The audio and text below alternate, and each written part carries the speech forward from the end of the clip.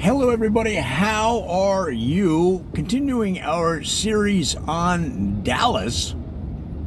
And this video is the 5 worst gas stations in Dallas. Now if you're new to the channel, this parody video is like all the others. I'm going to make it up off the top of my head. So the very first one on our list is Collateral Gas. Collateral Gas on the near south side there.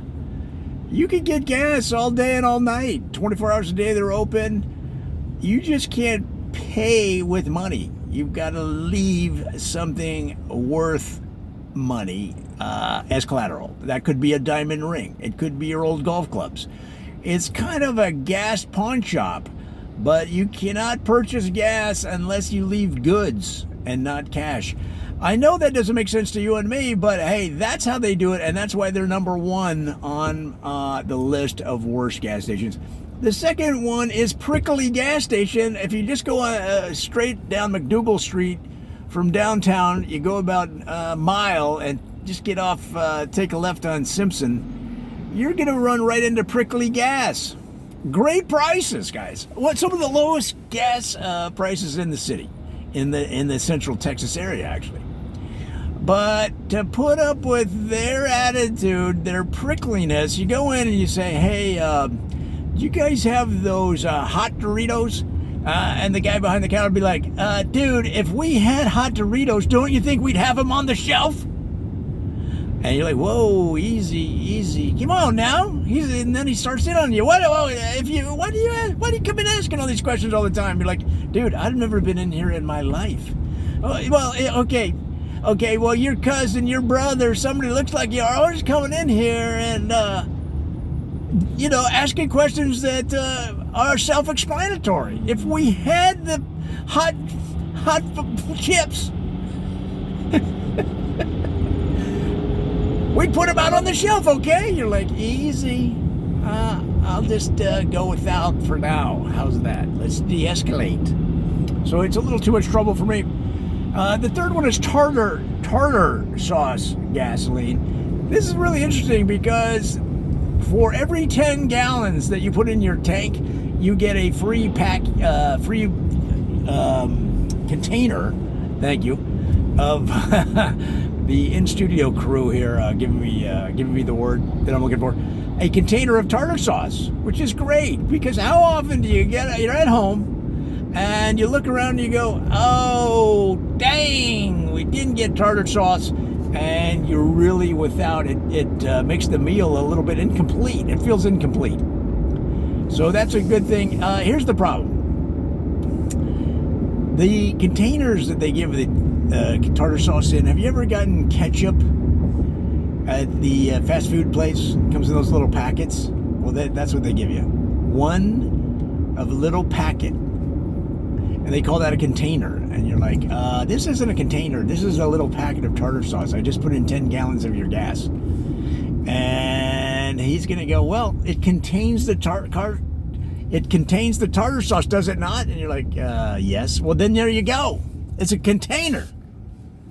So it turns out to be kind of a scam. That's why it's on the list. Guys, the next one on our list is the Grandchildren Gas. Grandchildren Gas has full service gas sales. What does that mean? Now, if you grew up in a different era like I did, you might remember. You used to be able to pull into a gas station and a guy or girl would come out and wash your windows, put the gas in the tank. You just sat there while they filled up your car. Believe it or not, guys, this is how it was. They'd fill up your car with gas. They'd ask you what you want. You'd say, fill it up with regular.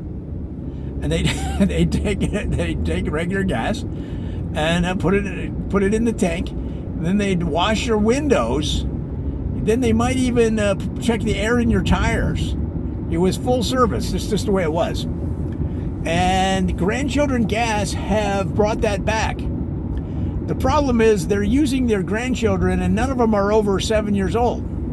So they come up to your door and they bring a little ladder with them, and they climb the ladder and they go, can I help you?